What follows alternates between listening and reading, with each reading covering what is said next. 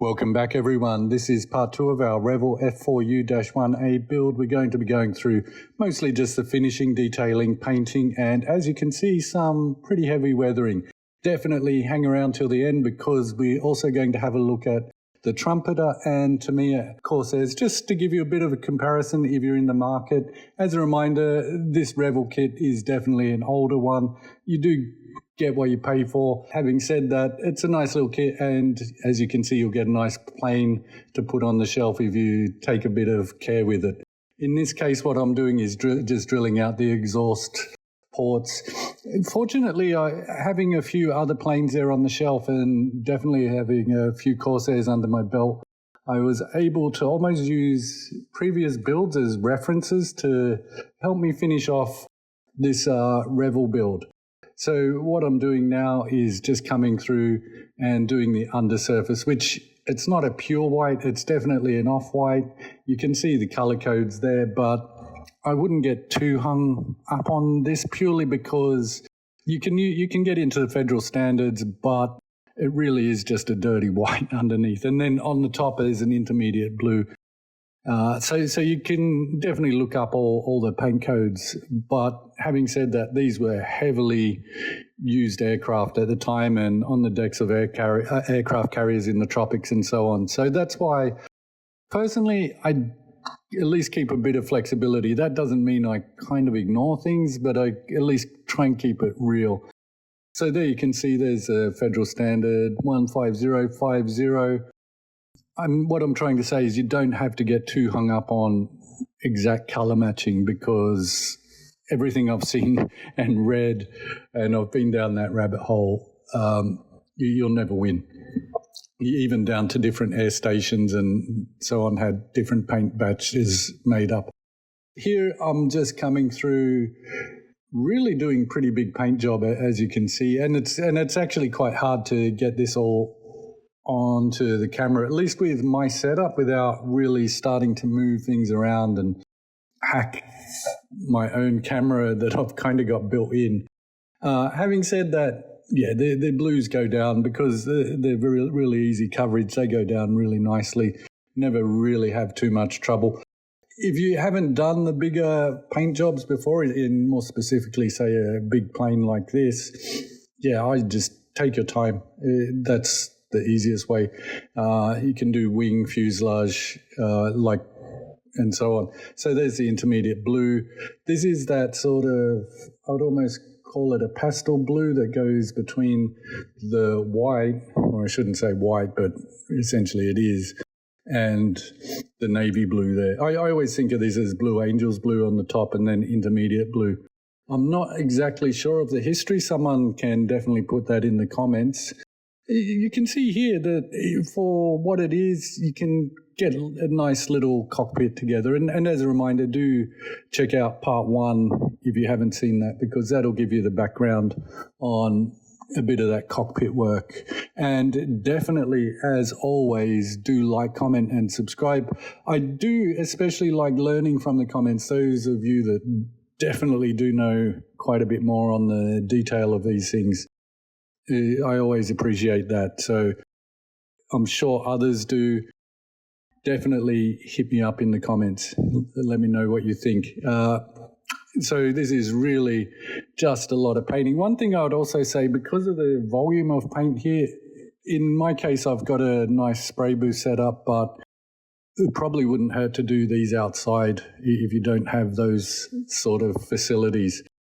Canopy masking, it's always a pain, but if anything, I think the larger scale 1/32 makes a lot of this work easier than if you're doing 1/72. So I wouldn't get, hung up on it or too worried about it if you've never done the larger planes. In a lot of ways, the larger scale makes things easier. I think so. There's often a lot more work and detail, especially as you get into the more expensive higher end kits. But having said that, you're not, trying to pick hairs on a flea's bum kind of stuff with magnifying glasses and so on, like in sometimes 1/72. And those of you who watch my channel do know I do a lot of 1/72, but you just have that far more room to maneuver. Like in this case of doing the canopy masking, it even becomes a lot easier to fix up if there's a little bit of bleed through or anything like that. You can get a much neater finish than the smaller scale. So definitely, if you haven't done the large scale, don't be afraid of them at all. I think the only trick is sometimes just the volume of paint you're playing with. And like I say, if you take it outside on a nice, not too hot day, you'll be fine. Having said that, just as a general thing on this Revell kit, there's no fit issues. It is an older kit, as mentioned, but don't let that put you off. I think I paid $70 Australian, and it sat there a good few years in my stash. I did look a while back, and I don't see any big price changes.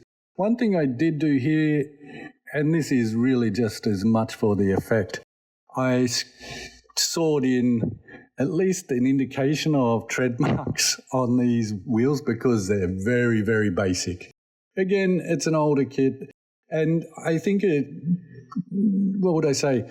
You have to remember that when these kits were made, and basically before I was even born, all the molding or the molds for the plastic tooling, it was all done by hand. There was no CAD/CAM to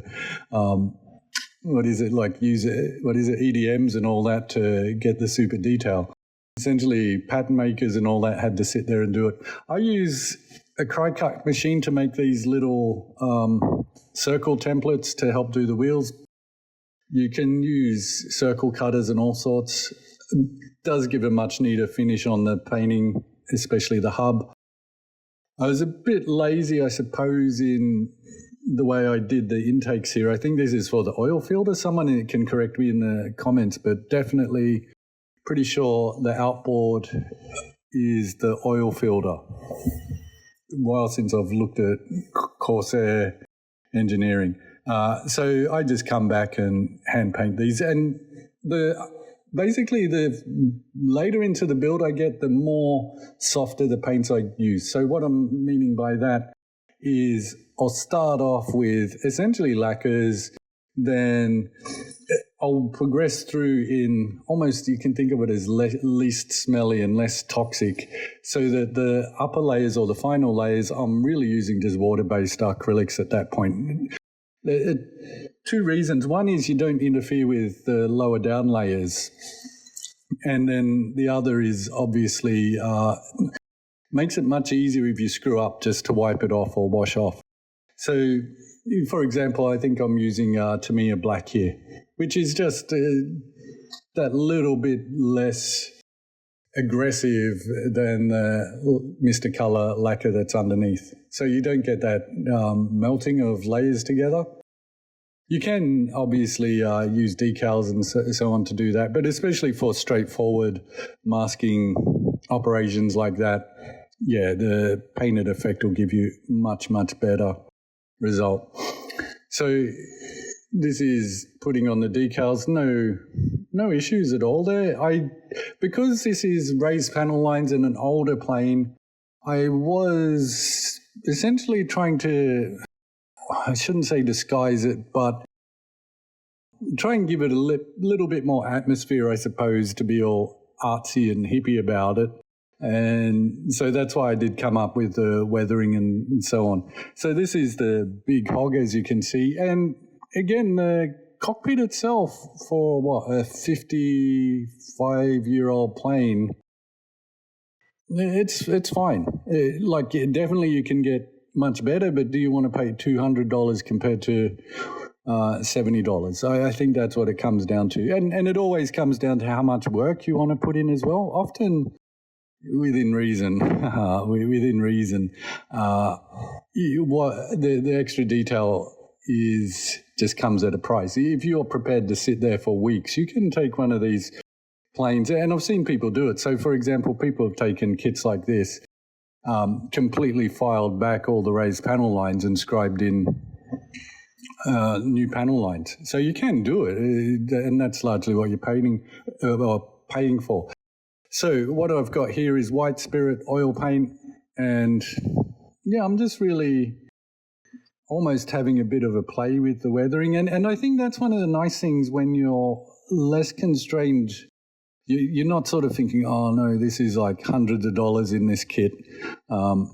It makes you a bit more wary, whereas because I wouldn't say you don't care, but you have a bit more freedom or confidence when you're not sort of bogged down in your mind thinking, oh, this is hundreds of dollars and I don't want to wreck it.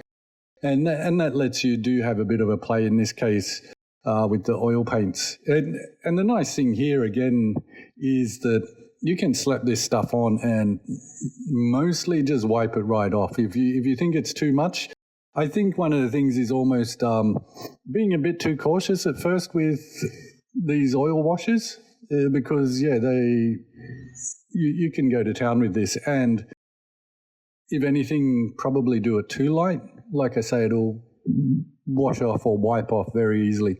So I'm just sort of doing some scratches and wear through the paint using the zinc chromate, and then I've come over with, I think it was just probably Vallejo or MIG silver, just scrape marks and so on. So I've never liked the really beaten up weathering, but I do, what would I say, respect workhorse or real world weathering. There's sometimes I think the weathering looks like there's no way that would ever be allowed out. Okay, so this is the Trumpeter. This is an F4U-4. It's a Korean War one, but I don't want to get hung up on that. What I want to show you is the detail. And Trumpeter would be probably double the price, so maybe I'm guessing these ones now 140 or so. Trumpeter is very good for flexibility. The flight, I forget the name, but you all know what I mean, elevators, ailerons, all of that, there's a lot more lighter engineering work, and they're all etched. Interestingly, you can see here the tail wheel assembly. The detail on the Trumpeter is actually very good.